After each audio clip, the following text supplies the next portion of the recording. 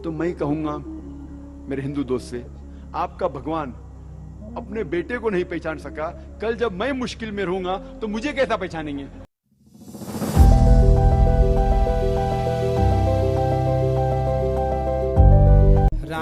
राम जी का प्रश्न है, गुरु जी राधे राधे। हनुमान जी सूरज कैसे खा गए थे?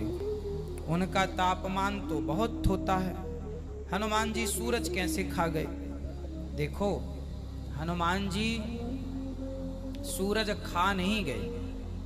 हनुमान जी ने तो केवल ये बताया है कि पृथ्वी से सूर्य की दूरी कितनी है, वो वहां तक चले गए। युग सहस्त्र योजन पर भानु, है ना, वहां तक चले गए। और हनुमान जी कौन है? एक छलांग मार के समुद्र को पार कर लिया। हनुमान जी कौन है? राम रसायन तुम्हारे पासा, सदा रहो रघुपति के दासा। हनुमान जी उन रघुनाथ जी के दास हैं। रघुनाथ जी भगवान राम की एक आंख सूर्य है और एक आंख चंद्रमा। भगवान चाहे तो सुई के छेद से पूरी दुनिया को, पूरी सृष्टि को, पूरी पृथ्वी को, पूरे ब्रह्मांड को सुई के छेद से निकाल सकते हैं। हाँ, भगवान चाहे तो क्या नहीं हो सकता।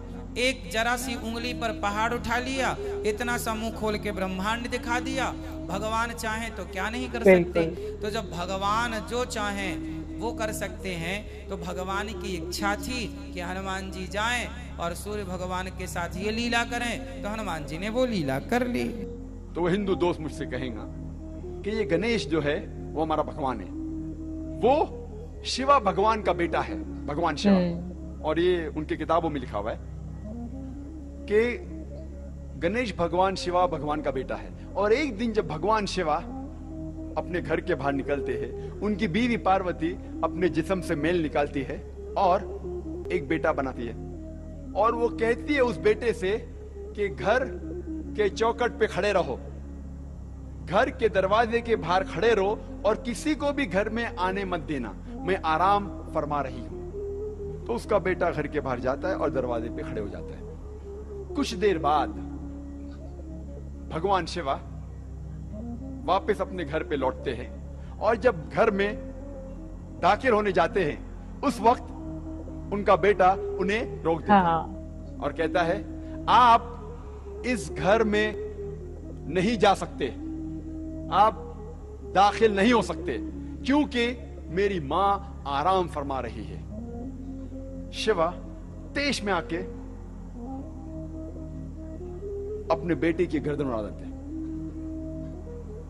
तो मैं कहूंगा मेरे हिंदू दोस्त से, आपका भगवान अपने बेटे को नहीं पहचान सका, कल जब मैं मुश्किल में रहूंगा तो मुझे कैसा पहचानेंगे।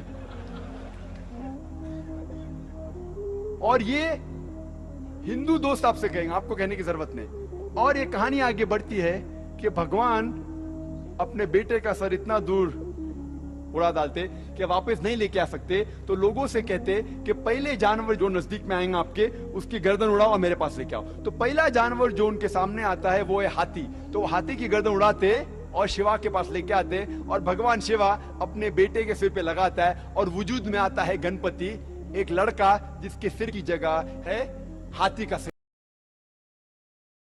मैं कहूंगा अब इसको भगवान मानते, मेरा दोस्त कहेगा अरे जाने देना जाकिर, ये तो कहानी है। अरे लेकिन ये आपका भगवान है क्या? अरे जाकिर जाने देना, ये तो सिर्फ कहानी है। मैं कहूंगा आप मुझे साबित करके दिखाओ कि गणेश भगवान है और मैं प्रसाद खाऊंगा, क्योंकि कुरान में लिखा हुआ है कि अल्लाह के नाम का खाना मैं खा सकता हूँ। बोलेगा जाने देना जाकिर, ये छोड़, कहानी है ये सिर्फ मेरे मजहब में। मैं कहूंगा नहीं, मुझे साबित करके दिखाओ, अभी मैं उसके पीछे भागूंगा।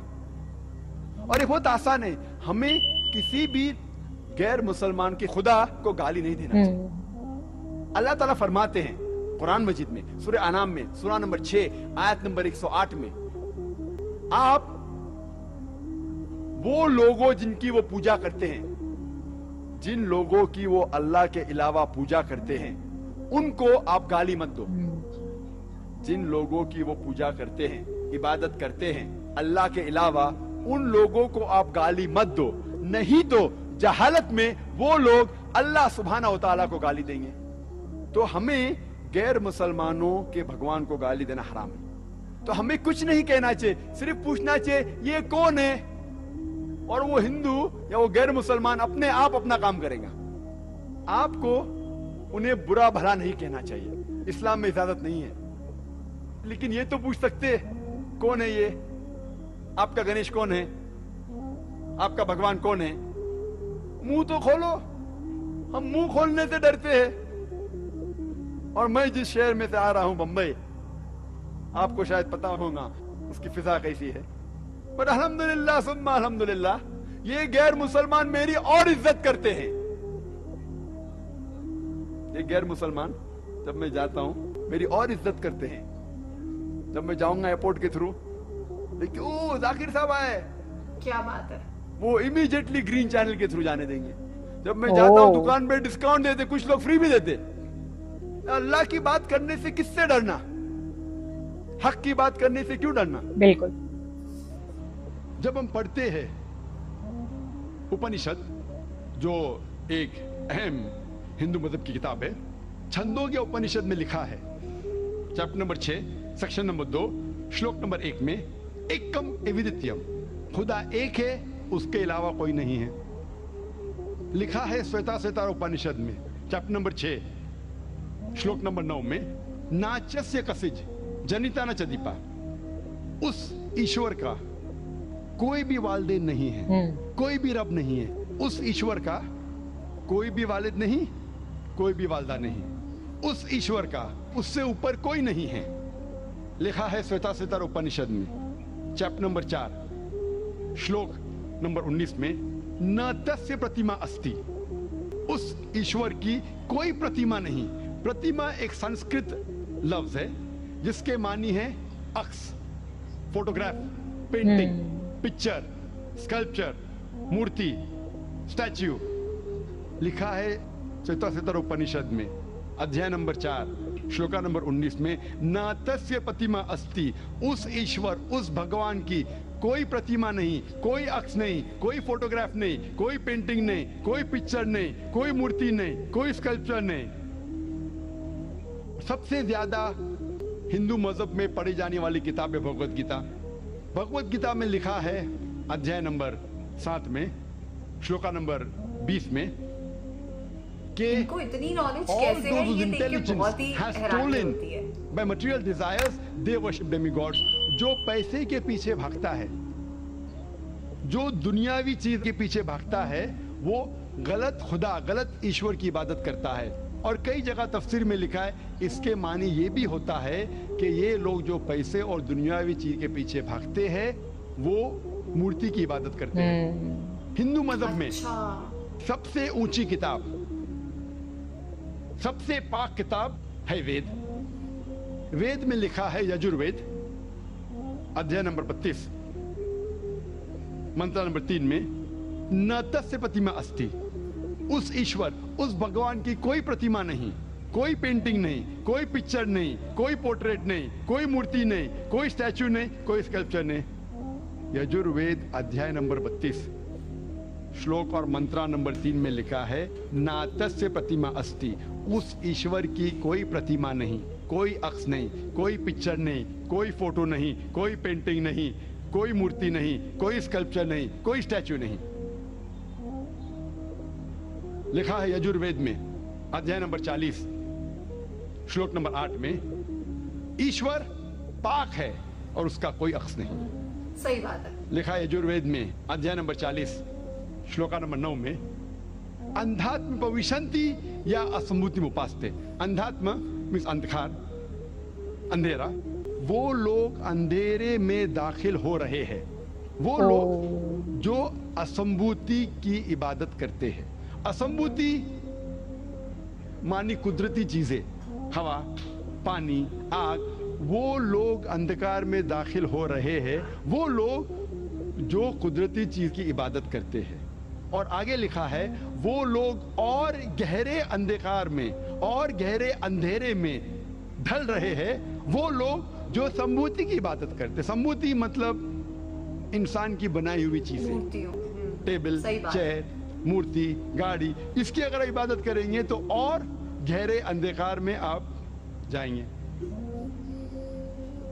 लिखा है ऋग्वेद में, किताब नंबर 20, अध्याय नंबर 58, श्लोका नंबर 3 में, देव मां असि, उसके मानी ईश्वर महान है।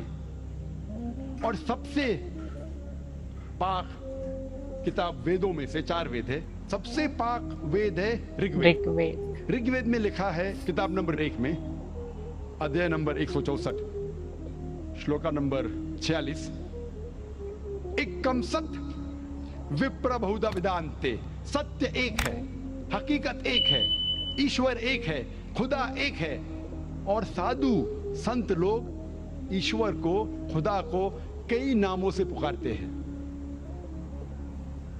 और सिर्फ ऋग्वेद किताब नंबर 2, अध्याय नंबर 1 में, श्लोक नंबर 1 से 11 में तकरीबन 33 सिफत खुदा के दिए है। सिर्फ ऋग्वेद किताब नंबर 2, अध्याय नंबर 1, श्लोका नंबर 1 से 11 में 33 सिफत लिखी गई है खुदा के बारे में। एक सिफत, हर एक चीज इन्हें एक्यूरेट याद है। किताब नंबर 2, अध्याय नंबर 1, मंत्रा नंबर 3 में, वो है ब्रह्मा। ब्रह्मा कहते हैं हिंदू मजहब में खालिक को, वो खुदा जिसने पैदा किया है। हम मुसलमान को कोई गिला शिकवा नहीं अगर कोई कहता है कि खुदा खालिक है, या खुदा बनाने वाला है, या खुदा क्रिएटर है, या खुदा ब्रह्मा है। लेकिन अगर कोई शख्स ये कहता है कि ब्रह्मा वो खुदा है जिसके 4 सिर है, हम मुसलमान इस पे एतराज देते हैं, क्योंकि आप अपनी किताब श्वेताश्वेतर उपनिषद अध्याय नंबर 4, श्लोका नंबर 19 के खिलाफ जा रहे, जिसमें लिखा है नातस्य प्रतिमा अस्ति, उस ईश्वर की कोई प्रतिमा नहीं, कोई अक्ष नहीं, कोई पिक्चर नहीं, कोई पेंटिंग नहीं, कोई मूर्ति नहीं, कोई स्कल्पचर नहीं, कोई स्टैच्यू नहीं।